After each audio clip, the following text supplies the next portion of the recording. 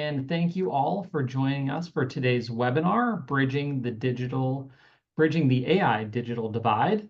I'm Justin Brasino, Director of Content at ATD, and I'll be helping to moderate today's event. As Regina said, we plan on having an engaging session today, so please put your questions and comments into the chat box and make sure you're directing them at everyone so that we can all see them. We will have some time for Q&A with Graham at the end of our session, so I'll save any new or unanswered questions to be addressed then. Quick reminder for everyone that ATD's OrgDev conference is kicking off on Monday, October 7th.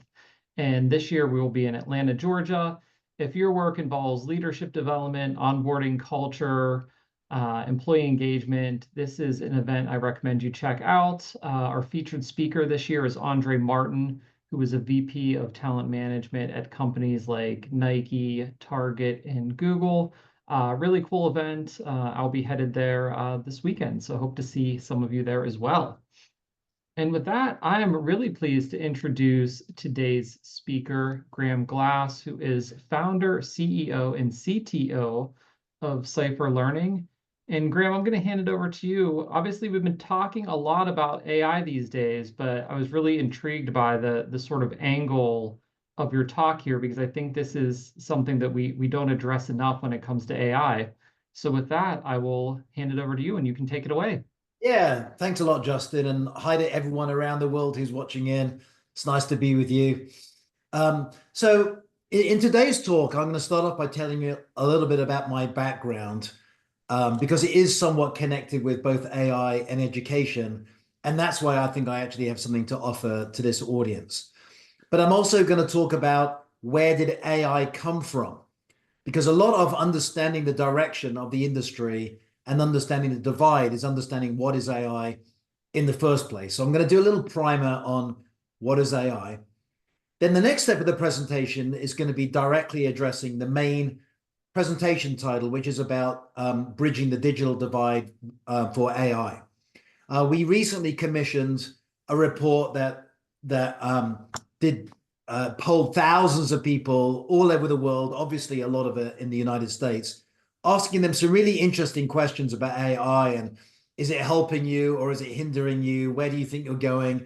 Are you getting the appropriate training? So I'm going to share the results of that survey, give you our own insights and opinions, and then we're going to specifically address, if you're an L&D, what can you do about this? Because that's the $10,000 question. And I'm a really big fan of show and tell. So when I get to that point, I'm going to talk about what I think L&D can do to help this gap. And then I'm going to show you some very specific examples of AI in action that I think you're really going to enjoy, by the way. Like so many times people say, hey, what can I do about learning more about AI? And I always say the first thing is to actually experience it in action. And at the very, very end, we're going to take a Q&A. So that's the kind of the agenda for the next hour. So without further ado, a little bit about my own background. So as Justin mentioned, I'm the founder of CYPHER Learning, and I'm primarily focused as being their CTO. We have a president who runs everything related to business in the company, so I can focus on technology. But I am particularly interested in AI because of my background. So what is my background? So I grew up in the UK in a place called Hertfordshire. So like lots of little villages. I went to an amazing school when I was a kid, and I always looked up to my teachers. I mean, they did an amazing job teaching me. And I was one of these like computer kind of kids where I was programming my calculator and learning how to program computers. So I did my undergraduate degree in the University of Southampton in England. And then I went straight across to America, and I was doing my graduate studies in the University of Texas at Dallas. And they asked me, hey, Graham, you seem like you're pretty good at computers.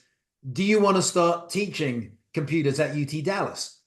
And I had no teaching background at all, no formal training in teaching, nothing. But I just decided, hey, why don't I start teaching people? And I guess I should probably put up a slide while I'm at it. Totally forgot about that part. It's just going to be a cover slide while I talk. There we go. So I was teaching at UT Dallas, and was really enjoying it. And I started learning about this new thing called AI. And this is ages ago. This is like at least 20 years ago, before any of this chat GPT stuff came along. But even then, there was a glimmer that something interesting was going on. And they built these very small things called neural networks that could learn tiny little bits of information on their own without you having to program them.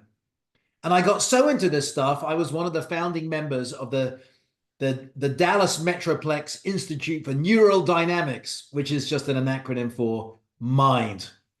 And I was actually teaching this in my lectures at UT Dallas. So all those years ago, I was kind of into AI.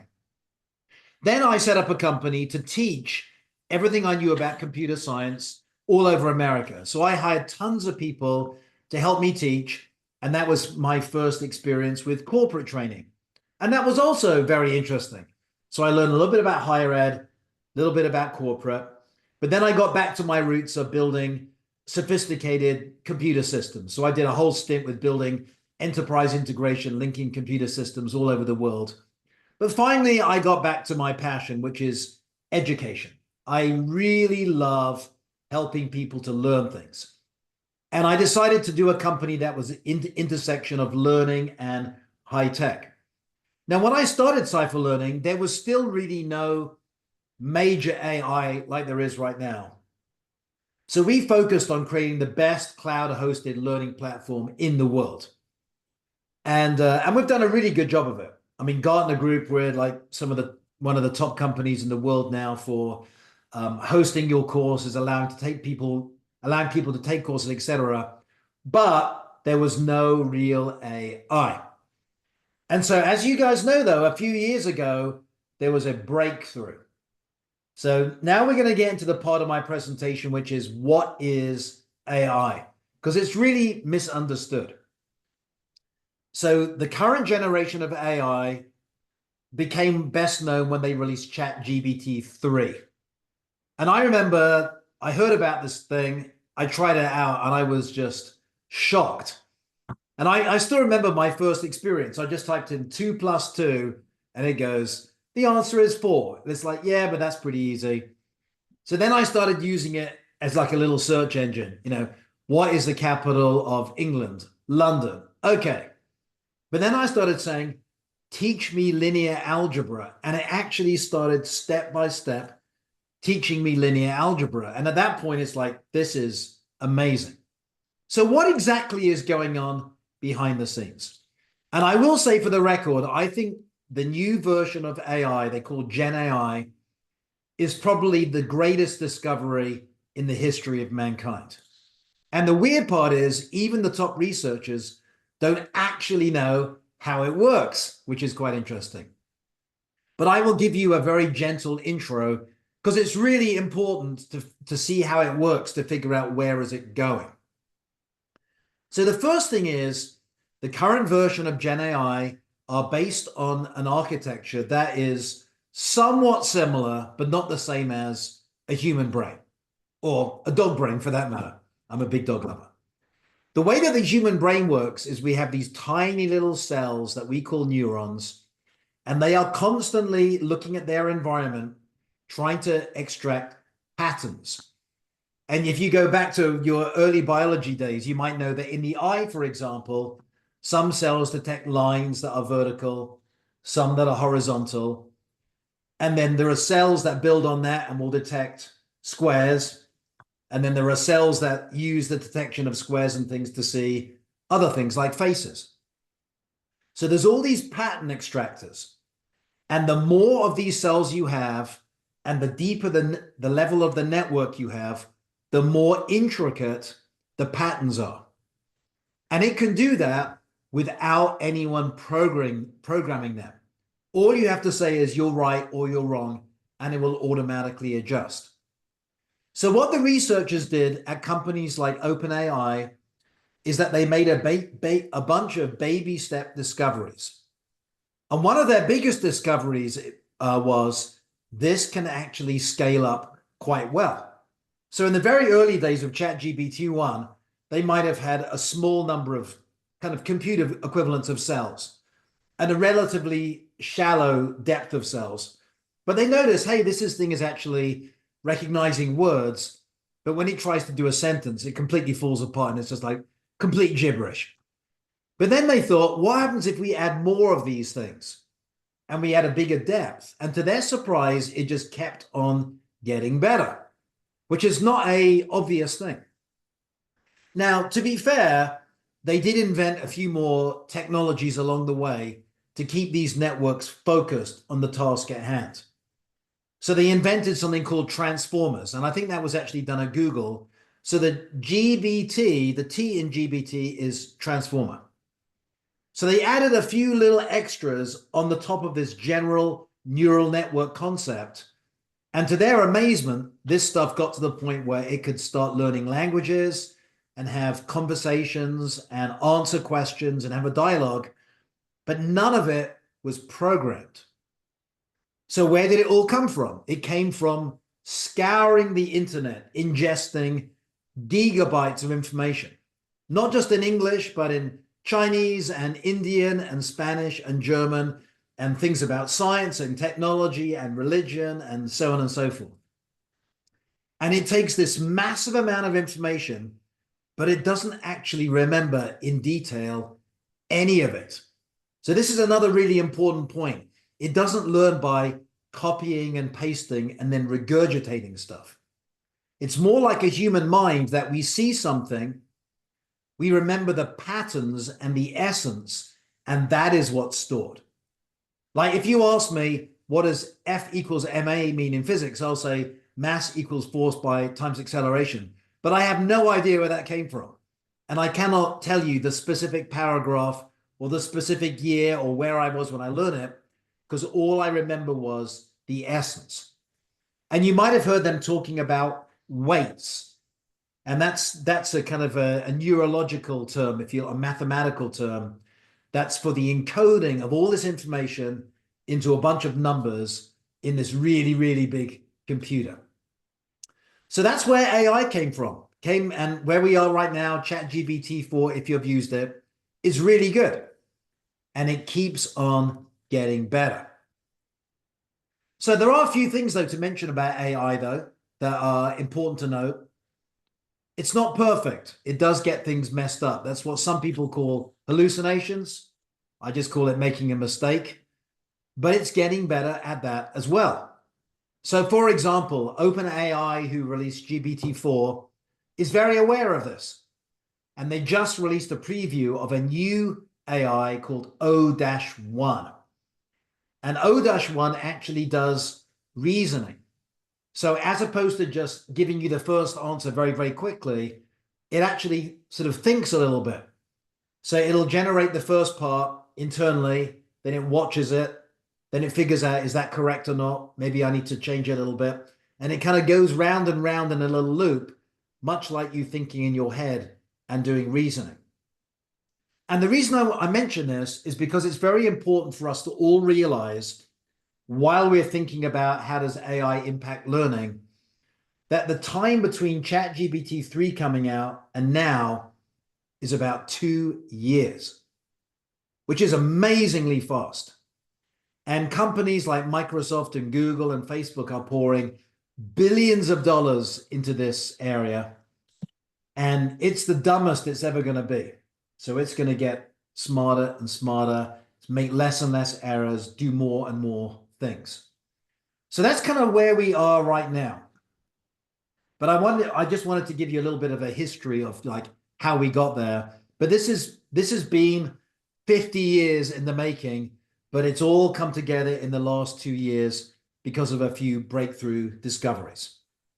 So after a little bit of primer on the background of AI, let me tell you a little bit about what's going on in corporations.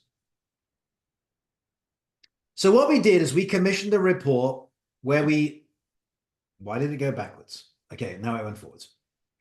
We commissioned a report, a kind of a survey where we survey thousands of people on what's the impact of AI at your work. So let's just take a look at some of these results because they're quite interesting. And I'll give you my own personal opinion on this stuff as we go. 78% of people think that it is going to have an impact on their role. And I would say that's pretty correct. And that's good to know. So that means that people are actually realizing, based on their interactions with the AI, that it is a meaningful thing. It's not like some little fad which is going to disappear. 62% of workers say it's going to reshape their role for the better. And that's very encouraging to hear. That means that people are having a positive experience with AI. So I'll share with you, my own experience with AI, because I use ChatGPT every single day in my role, which is primarily CTO. So in my role, I'm doing research on technologies. I'm learning about what's happening in the world. I'm working with my engineers to create computer code to do all kinds of things. And there was a certain portion of my work that you might call drudgery. So if it's finding out, hey, does a certain product do X, Y, Z? I don't want to spend my time Googling around if I can just ask an AI straight away. Or if there's a particular area of code, for example, that I'm having a problem with, it's really nice to get the AI to kind of assist me a little bit with my code. And by the way, I'm just trying to resize my screen a little bit because, oh, there we go. That's better. Kind of Zoom took it over, so I wasn't able to see the chat. So I'm just opening the chat a little bit here just to see if anyone's asking questions. Oh, okay. If there's a question every now and again, I'll just dart to the question and then go back. One of the questions is, where's the data coming from? The data is primarily coming from the internet. And one of the questions is, can you see where the data comes from? In most AIs, the answer is currently no. In the same way that if you ask me, where did I learn F equals MA, I can't tell you where that came from. And honestly, that particular pattern occurs in thousands of places. So most data won't actually just be in one spot. But the AIs are actually getting better on tracking that stuff. So there are some products out there that when you ask an AI question, it will then try and resolve it and find a reference on the internet where it actually finds that. Just a heads up, we can see the sort of preview version. So we'll just see your main slide. Yeah, I know, because unfortunately, it's not letting me see the chat at the same time as everything else. Oh, got it. Yep. So I think I figured out a better way though. Okay. And there was a question about where the data came from that you originally shared. And I believe you mentioned that was a research or a survey you all commissioned. Is that correct? Yeah, it was something that we specially commissioned. Yep. Yeah, generally speaking, we don't want to rely on other people's data because you never know where it came from. So we always commission high quality polls and things of different companies to get the information. Now where was I? Oh yeah. So people are finding that it does make their roles better. In my personal experience, it helps my role a lot. So I would say 2 hours of the day that I used to spend on drudgery is now shrunk down to about 10 minutes, which frees up my time for the high leverage items, which are more to do with systems architecture and strategic thinking. And the general idea is that humans are really, really good at that kind of stuff. And AI is currently, I mean, who knows in the future, but they're currently not very good at that. So what you want to do is you want to use the AI to do as much drudgery as you can so you can add more value in whichever area of specialty that you have. So I would say this actually matches my own experience. 73% of workers say it's going to be important to their role over the next 5 years. My guess is it's probably going to be more like 100%, quite honestly. So 73% of people believe that now, but as they gradually see more and more and more AI, we anticipate that's going to move towards 100%. And the thing that's obviously quite concerning, and the reason for the seminar in the first place, is only 25% of people have had any training in how to use an AI. And that's a little bit about being born in the era of the internet, but not being given any training on how to use the internet. Now, you can figure out on your own, obviously, but generally speaking, the older generations have a harder time or they're less inclined to do that. So that's one area that you can really help certain people. Also, 50%, 53% enjoy experimenting. And that makes sense to me. It's actually a lot of fun talking with an AI. And I don't know whether you guys have experimented with the new advanced voice mode, but that's amazing. And I use it with my kid all the time. So I've got a 7-year-old son who loves Minecraft. And he's constantly asked me about Minecraft, and I read books to him on it, and he plays it all the time. And I love Minecraft. It's a very creative thing. But he's always having questions. Hey, Daddy, how do I do X in Minecraft? How do I do Y in Minecraft? So the latest version of ChatGPT, which has advanced voice, is on a cell device or an iPad. You can just talk to it. And it's not a robotic voice, and you don't have to wait for it to finish. It's just like talking with someone real time. It's amazing. So when my son has these questions, I go, hey, ChatGPT, how do I do XYZ in Minecraft? And it just answers straight away, and my son hears the answer. Or another really fun thing that you can do, and we did with some guests. So we had some guests who speak Chinese, and you can put it on the table and you say, hey, ChatGPT, I want you to play the role of a translator. When you hear something in English, translate it into Chinese. When you hear it in Chinese, translate it in English. Let's go.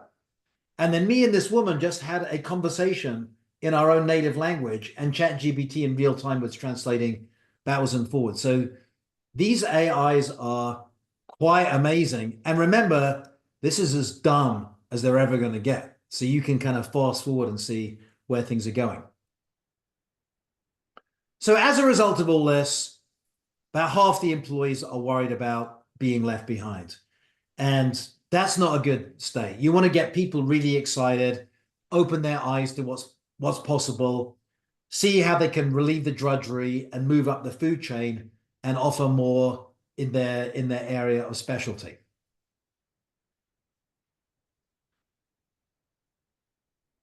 So as a result of this, there are a lot of companies who are kind of getting it. And they realize that they really have to figure out, how do you leverage this incredible discovery to improve the way that they do business? And almost any area of business can benefit in some regard from using the latest, the new generative AI. I wouldn't want major surgery to be done by an AI on me right now. So I'm not suggesting that it can be used everywhere. I wouldn't want to get definitive legal advice from an AI. I wouldn't want to see the final version of a course built for me by an AI. They're just not good enough. But I can get an advice from an AI, areas that I can investigate. I can get some suggestions on, different medical practices from an AI. It probably does really good. So you still want humans in the loop somewhat, but you can still use that to compress a lot of your drudgery. Like in our particular case, I wouldn't want the whole course to be done by an AI, but building 80% of a course by AI is totally fine by me. So I think companies are realizing that they need to figure out how to use AI to maintain a competitive edge. And I really do think that if there are some companies that poo-poo it, like, oh, this is just a fad, oh, we don't need this stuff, I don't think they're going to do well. I think they're really going to get left behind. And obviously, I'm going to focus in just a little bit on how we in L&D can leverage AI to do the work in L&D better than ever. So we're going to do like a little poll at this point, because I'm very curious about where the audience sees things. And one of the easiest polls to do is, do you see AI as a friend or a foe? And so that's the first poll. And so you can go ahead and I think it'll pop up and you can click on it and submit, and we'll kind of see how things pan out. And I think oh, here we go. So this is really, really good news, but I'm very happy, as you can tell. 97% of people see this thing as a friend. I certainly see AI as a friend. It's helping me all over the place. And you can see here a little bit of a generational divide, which once again is fairly predictable. Generally speaking, the younger generation is introduced to it quicker. Sometimes they have a bit more free time in their hands and they play around with things. They're like in that kind of, let's, see how things are going. And it's one thing that's amazing to me. As I mentioned, I've got a 7-year-old. He loves Minecraft and he loves Sonic the Hedgehog, which is kind of a weird concept, a super fast hedgehog. But anyway, that's just my age showing. So at nighttime, what he will do, he will just sit down at night in his room and he talks to Alexa. And Alexa is a fairly dumb AI, even though it's about to get a big upgrade, apparently. And he will just sit down on Alexa and say, how fast is Sonic? And Alexa will tell him. Can Sonic run faster than Superman? Yes or no? Are any of Sonic's friends faster than Sonic? And so he's in this mindset already, like talking to an AI is a completely natural everyday occurrence. It's not even something that he needs training on. He just did it. And obviously at school, pretty soon they're going to start using AIs to assist in the way that they learn. We don't want them to use it to cheat in exams, but clearly an AI can help my son to learn things quicker. At least he can learn Sonic quicker, that's for sure. So there is a bit of a generational gap, but I think that's going to be a relatively short-term thing as well. And 41% of these people are using it at work, which is obviously going to get bigger and bigger. So let's talk a little bit about prompt training. So I talk with a lot of people in both corporate and higher ed and K through 12. And when they hear about AI and they see ChatGPT, one of the terms they hear about is prompt training, which sounds a little bit scary. And people are talking about, oh, you need special training and you need to take courses on prompt training and all the rest of the stuff. That might be true if you were an engineer and you needed to interface a computer program via prompts with the ChatGPT API. But I really don't think it takes very long to understand how to talk with an AI. I think the main thing that people need to realize is AIs make mistakes. You have to understand that. Now, as time goes by, they're going to make fewer mistakes. But if someone is using an AI and they assume that everything comes out of the AI is true, that is cause for concern. But it's also cause for concern if you go to CNN or Fox News or any news outlet, you never ever assume that it's true. So the AI in one regard is actually no different from any other place. Like if I do a Google search, I don't assume that the first search thing is correct just because it's number one. So it's somewhat common sense, but I think it does have to be told to people that AI makes mistakes. The second thing people need to realize, it is trained on a large amount of data. And depending on what you're asking questions about, it may be skewed slightly one way or the other.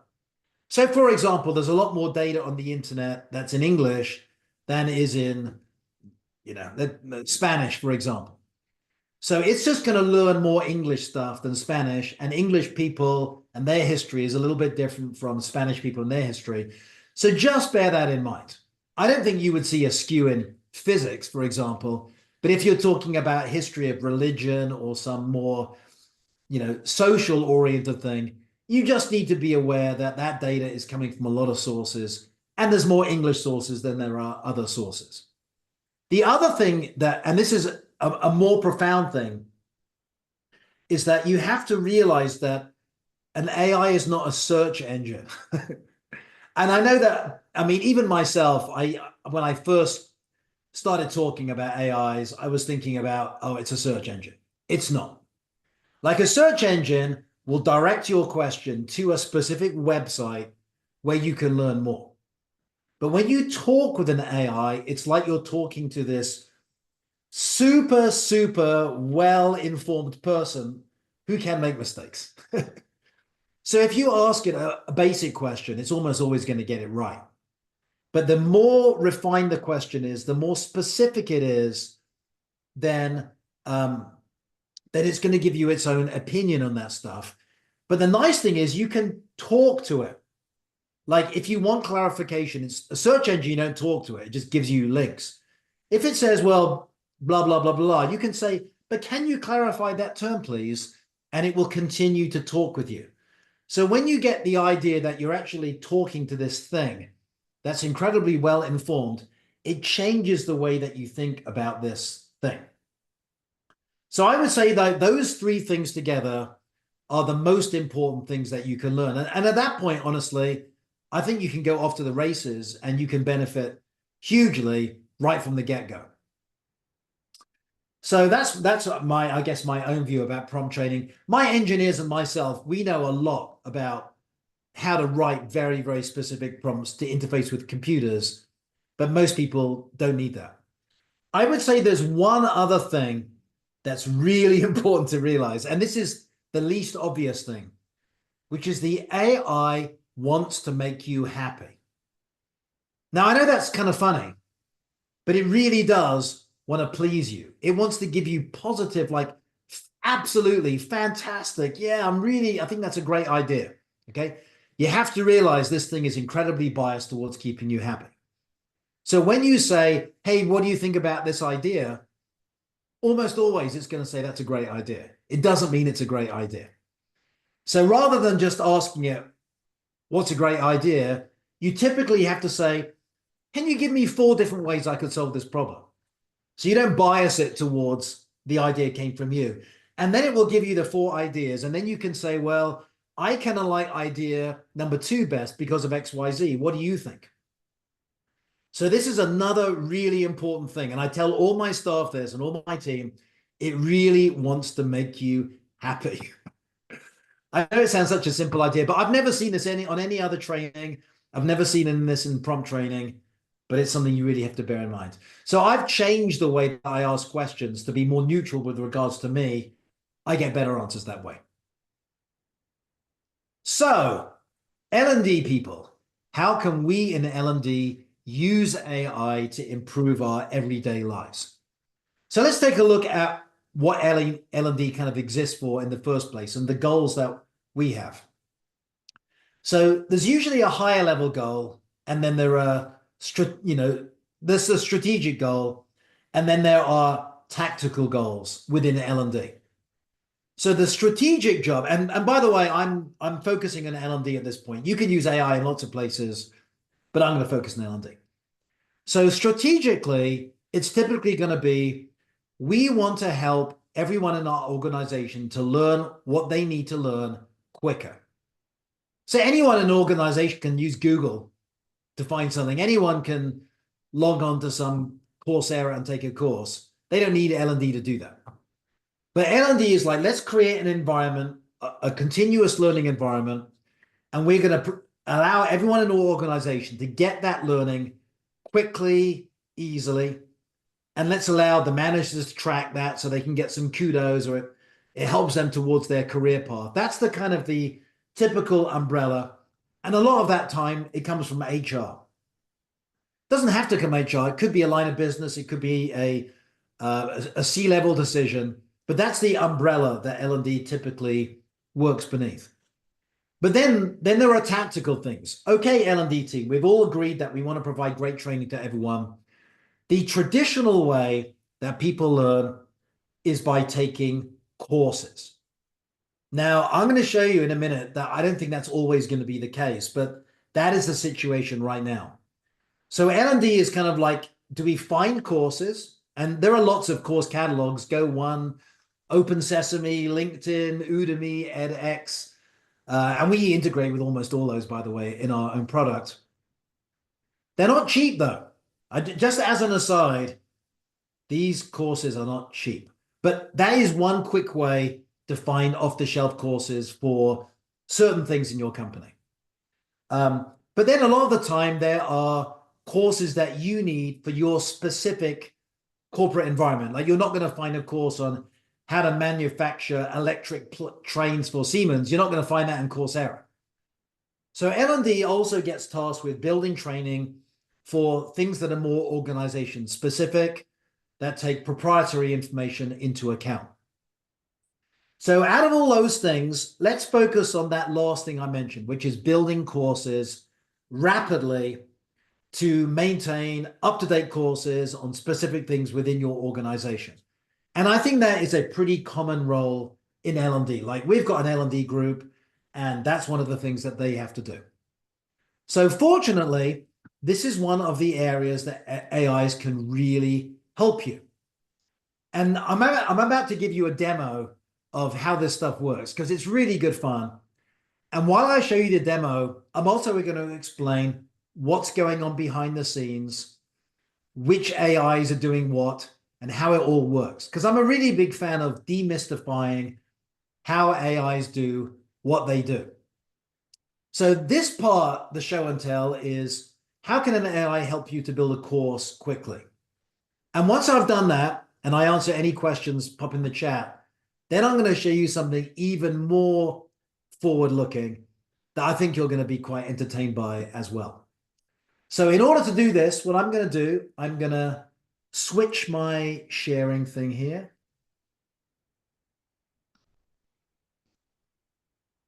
And it's kind of slightly weird here. I'm going to stop my share, and then I'm going to start it again because what I wanted to show you is not showing up right now.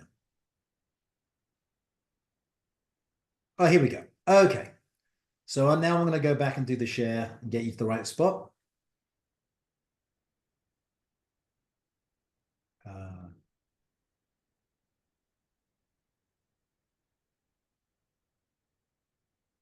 I'm not seeing the ability to share my my tab here, by the way, guys. Let me try that. Does that work? Yep, we can see your Okay, color. perfect. I figured it out, right. So what you should be seeing here is just like a little dashboard. Obviously, this is the CYPHER Learning platform, but I'm not going to do some sales pitch and everything we do. I only want to show you some very cool stuff using AI. So let's just say that somebody comes to you and says, I want you to build a course about X. And I'm going to pick something random that I know nothing about just to give you a feel. So I'm going to come in here and I'm going to slide this thing out and say, hey, Mr. AI, we call it Copilot. It's nothing to do with Microsoft Copilot. It's just an AI assistant. I want to build a course. And I'm going to call this course DNA sequencing. And all I'm going to do, because I can build this the old-fashioned way, I can go in and build module 1, section 1, gradually build it little by little. And that usually takes 100 to 200 hours is the industry average to create a course from scratch. So I go ahead and tell it I want to do this. And now it's just going to ask me a bunch of questions. So what persona do you want? Like you can pick science enthusiast and it's going to gush a bit more and maybe go a little deeper into the science. Thoughtful educator is going to try and use more analogies, etc. So you can decide what persona. I'm going to do intermediate level for DNA for adults, and I want it to be in a casual. I don't know if there's such a thing as casual DNA sequencing, but I'm going to pick casual as the writing style. I can generate the imagery using AI. So, and one thing I'm going to mention is it's not just one AI behind the scenes. We have 4 different AIs that do different duties as they're building this course. So I'm going to use tile imagery using AI. You can do a full course, which is going to have a lot of videos and much more text, or I can do micro learning, which is bite-sized learning, which is what I'm going to use because it's just easier to demo. If you want to, you can even generate a voiceover. So let me go ahead and select that. And I'm going to do Roger, who's a confident middle-aged American, apparently. Autoplay. If you wanted to build a course using your own data, like you've got a 2 GB video or a big Microsoft doc or something, you can upload that and it will actually build you the course from that existing data. We're really into skills mapping. So every course that we build, we want it to trace back to the skills that you are learning. And you can either ask the AI to create a new skills map, or you can connect it to one of thousands of pre-built skill maps from every kind of job title you can imagine. So I'm going to say, build me a new skills map. Here's a really cool thing. You can use one AI to check the output from the other AI. So we still want to keep the human in the loop. We're not saying that an AI can build 100% of the course. But if you use a different AI, which is also a really good one, to look at the content for the first one, it can actually automatically check the accuracy. So we're going to enable that. I'm going to omit the glossary in the study. Well, no, I'm going to pick the glossary. That's actually quite a good one. And I'm going to pull in some quizzes. Just pull in a few multiple choice question ones. And I'm going to gamify it. So as you go through the course, it's going to automatically give you points and badges. And so it's telling me it's going to take about 3,000 credits, which, by the way, is about $30. If I left off the voiceover, this would be more like $8. So the voiceover is actually the more expensive part of it. And now it's going to go ahead and do its thing. Now, it's only going to take a few minutes to do its thing. So I'm going to describe to you what it's doing in real time. So the first thing that it has to do is to figure out what skills is it going to teach. Because it's only once you know the skills that it's going to teach, which are kind of the backbone, that it can do the rest. So while I was talking, it actually figured all that out.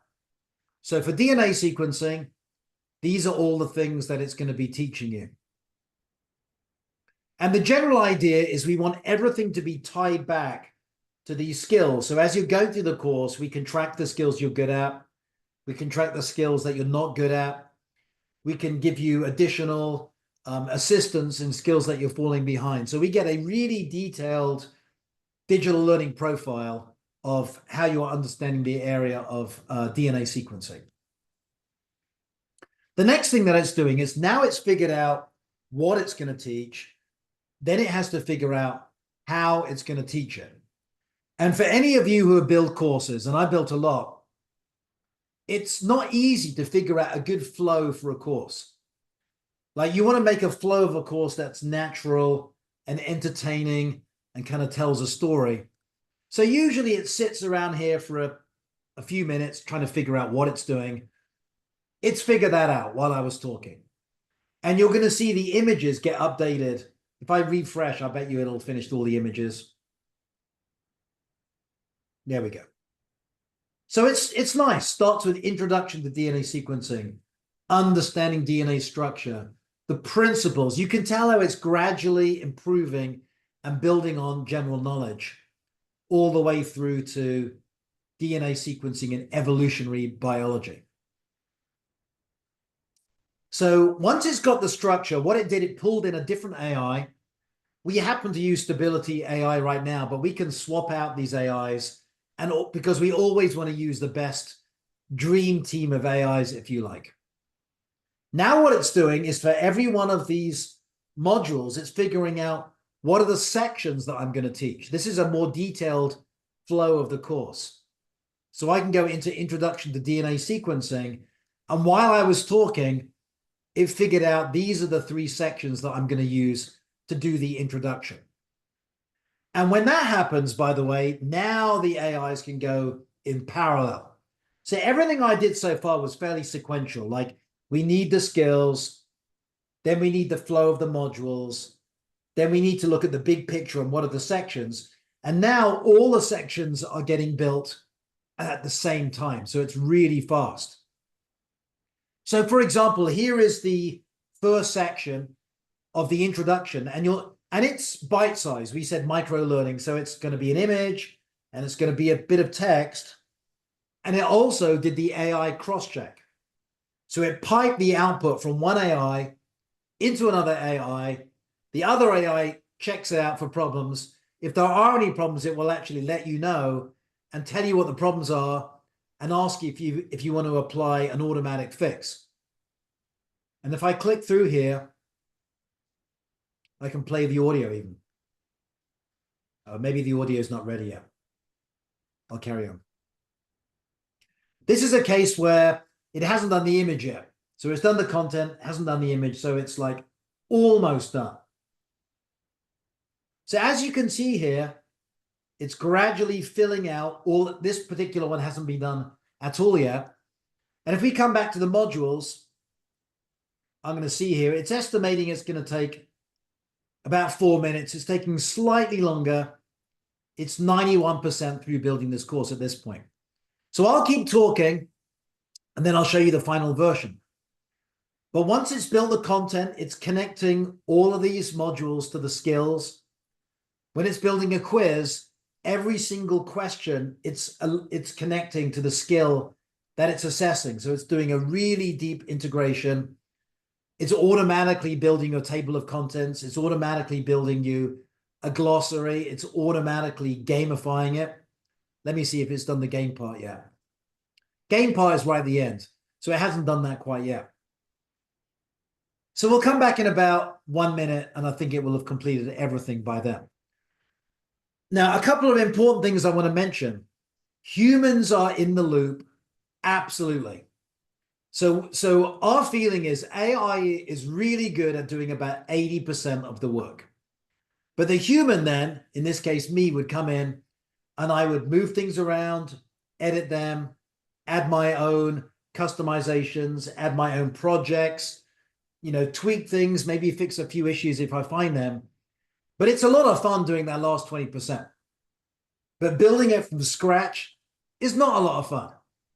So I think this is a perfect case of AI in action where it can relieve a lot of the drudgery about building courses. And it's completely finished now.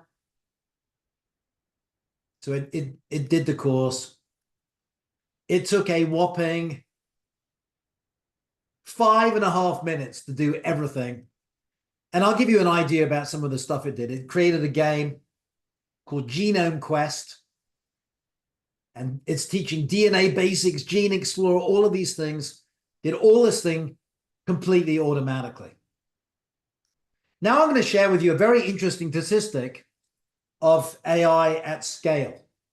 So I'm going to go back and I think I can actually just click here. So hopefully you guys can see back in the slideshow now. Yep, looks good. This is really interesting.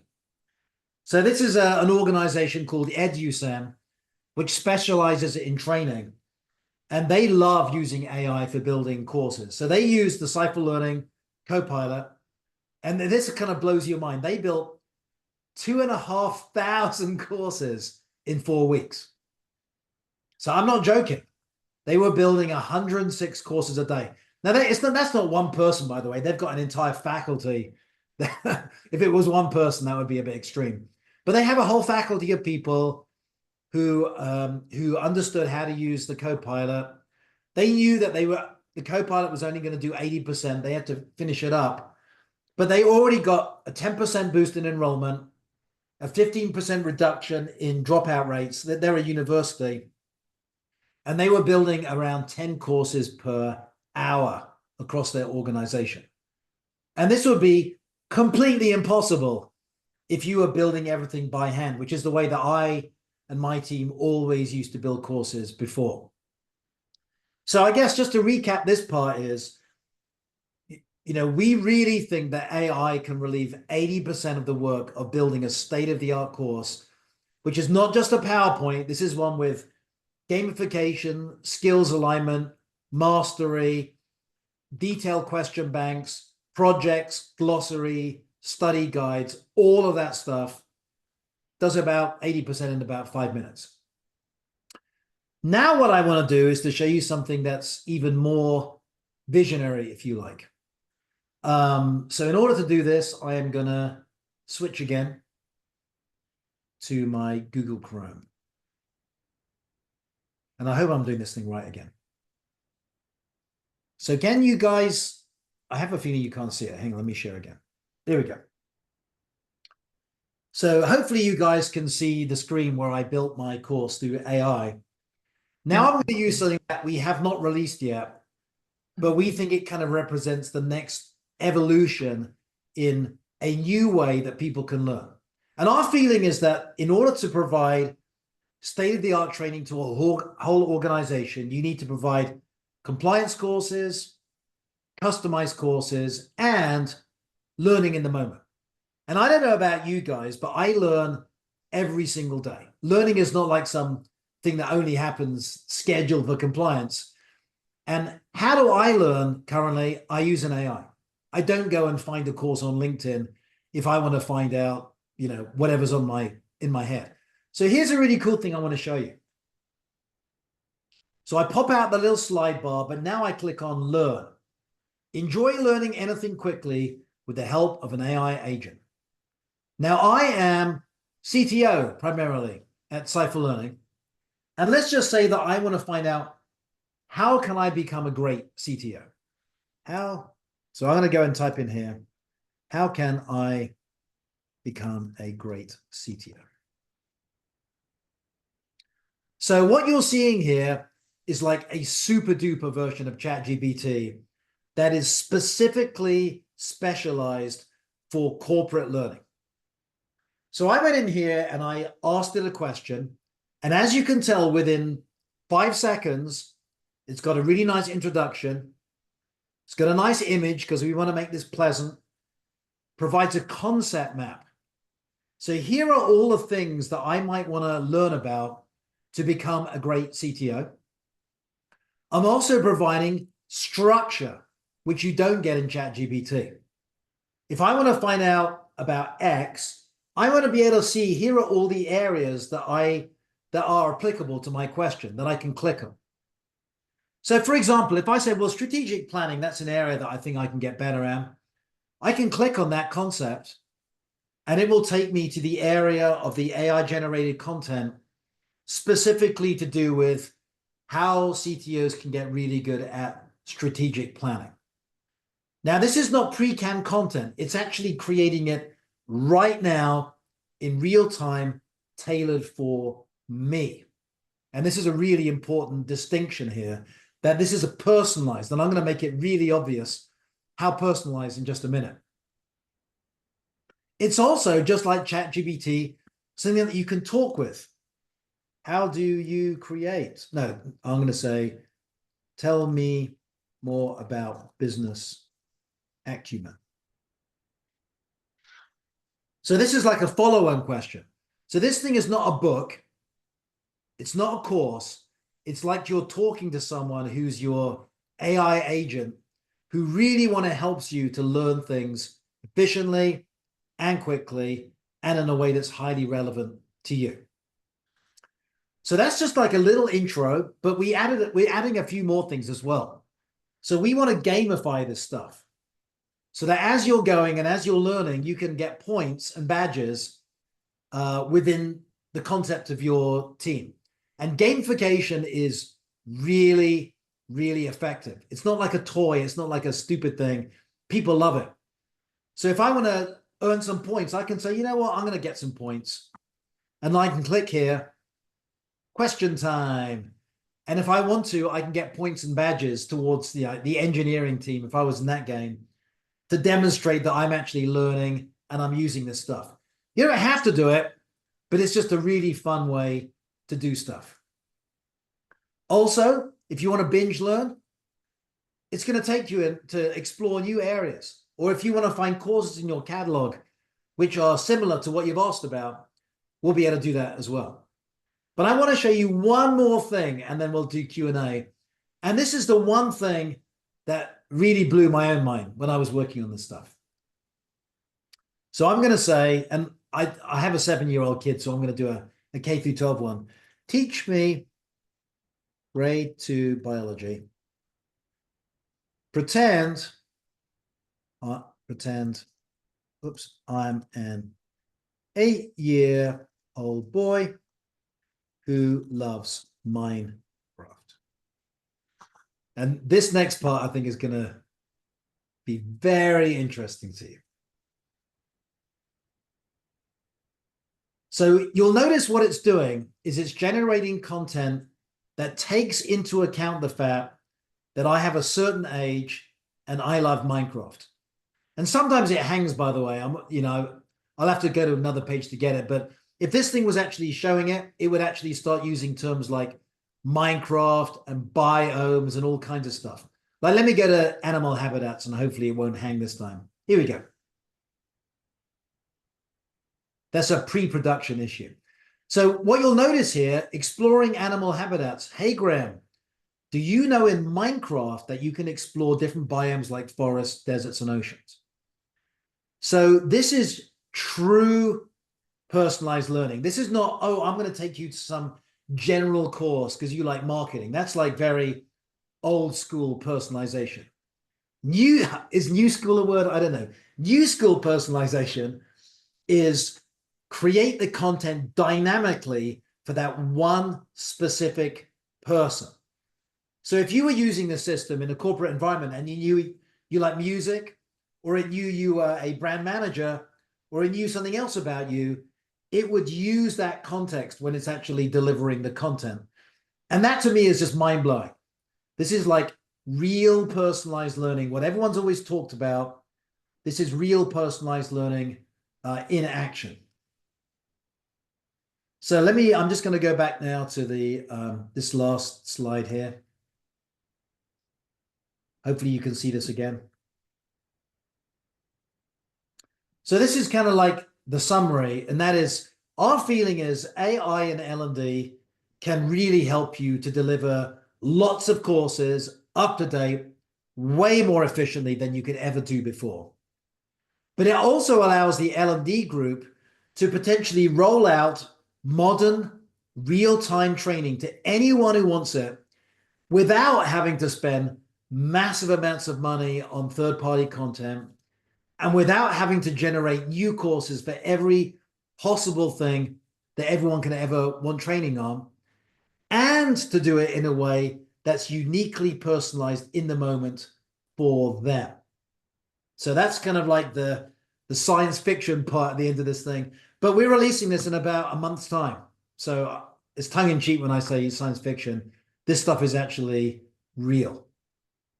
And with that said, I think it's now time to take a look at the questions. So how do I get to this thing here? Zoom. Chat. Hey, Graham, I'll just say as you're jumping back in, a lot of great discussion going on in the chat, a lot of good questions, a lot of good info being shared there among our attendees, and a lot of jaws dropped in the chat when you sort of generated the course that quickly. So a lot of good reactions there. Yeah, I'm just trying to figure out how to get to the chat because like, oh, here we go. Okay. So I can zip through a whole bunch of these things. So one of the concerns about responses and privacy. So like in our particular case, we use the APIs from companies like Microsoft, which guarantee that they're not going to use your proprietary content for internal training. So that's how we deal with the privacy. It's not used for your proprietary stuff. They're not going to train their Microsoft cloud on that stuff. Accuracy, that's fair enough. That's why we really think that AI cross-check will eliminate almost all the issues. It's amazingly how good this stuff is, but we keep a human in the loop, especially for the training stuff. So we're not saying build a course and click a button and publish it. That would be foolish. You, the human, are still going to be responsible for, evaluating the course, upgrading it, and then finally publishing it. One of the questions is related to video, and we're going to be releasing synthetic video, AI-generated video, later next year. It's not quite ready for prime time, but it definitely will be ready. So synthetic videos will generate personalized videos directly for you in your language, and they will be conversational. That's the amazing part. We've all been in compliance courses where something's just talking to you, but you can't talk back to it. But with AI videos, you will actually be able to talk back with it, which will be quite amazing. Kind of scrolling through here. Does it work with technical software training? So the answer is yes. So you can upload, for course creation, you can upload anything you want, and it will ingest that, keeps it secret, and then will generate a course. The learner model, the first version we release later this year, will just use public data. The learner version, model 2, you'll be able to hook it to your corporate data sources, and then you'll be able to chat with it and learn about anything in your corporate system, just like you can with public data. Let's see other things here. Is there any specific one, Justin, you think I should pull out? Because there are a lot of them, which is really good. Oh, one thing is How do you set it up to a specific AI platform? The answer is you don't. And we're specifically, at least currently, hiding the AI. We use the latest AIs. We use the absolute best AIs. We can always tell you what AIs we use right now, but it's important for us as a company to always be able to upgrade those AIs and those models when a better one comes around. So in our particular case, we don't really want to get people stuck with using a particular old AI when honestly, the new AIs just keep getting better and better. How easy is it to edit if you find an error? It's super easy. The AI just generates editable stuff. So there's nothing that the AI generates that you just can't go in and click edit and change it and move it around or delete it or do whatever you want. So it's really like creating a statue of clay that you will mold, but you can delete or edit and replace anything that you want. Is there a trial version? You can always contact our company and they'll give you access to it. That's not an issue. When AI relieves the instructional design workforce, what happens? That's a great question. So I am an instructional designer, and I used to be an instructional designer, and I was really popular. And the reason I was popular at doing it is because I would use anecdotes and personal stories and fun stuff, and I would gauge the audience. I would do so many things that I don't think the AI is really going to be doing anytime soon. So, I can't talk with what's going to happen in 10 years, like no one can. But I would say right now, the value the instructional designers have is subject matter expertise a lot of the time. They know how to make a course really fun and entertaining. They know specific backgrounds of the audience. That's the big value that they add. Instructional designers just creating the skeleton of the course, for example, I don't think that is quite as valuable as all the intricacies that we come from being human and sharing humanness with our in the audience. And one of the things, by the way, I found myself doing, and I know we're a few minutes over, when I use our tool, I don't generate one version of a course. I generate 5 versions right off the bat. So within 15 minutes, I have 5 different alternative versions, and I pick the one that I think is the one that suits me the best. I archive the other 4, and then I elaborate upon that. Another question is, once it's created, can you import it into your house LMS? So you can export it as common kata, which is lowest common denominator, but it will lose some stuff. So one of the things we're going to be releasing next year is virtual SCORM format. So you can export it as a virtual SCORM. It's still hosted on our system, but you can then embed it into any LMS that supports SCORM. That way you get all the intricacies and the gamification and everything else, but also you can host it in any third-party LMS. I hope that covered quite a few of your questions. I think we're kind of out of time at this point. Thank you so much, everyone. Thank you so much, Graham. Great presentation, great talk, tons of good information in there. We did have some folks ask about the recording, and we will follow up tomorrow with a link to where you can view that recording. So again, want to thank Graham for being with us this afternoon and sharing his expertise. And I do want to make sure everyone knows the URL of our website, which is www.cypherlearning, CYPHERlearning.com. And if you go to the site, there's tons of really cool videos about the stuff that I've showed you that you can just enjoy over a cup of coffee.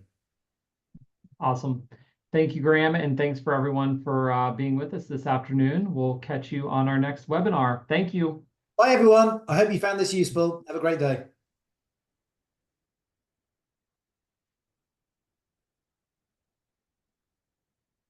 All right. Thank you, everyone, for joining us today. This actually concludes today's webinar. We thank you for joining us. And as Justin stated, the recording of this webinar in audio and visual will be available tomorrow, and we will send everyone an email with that information in it. Thank you so much for your time.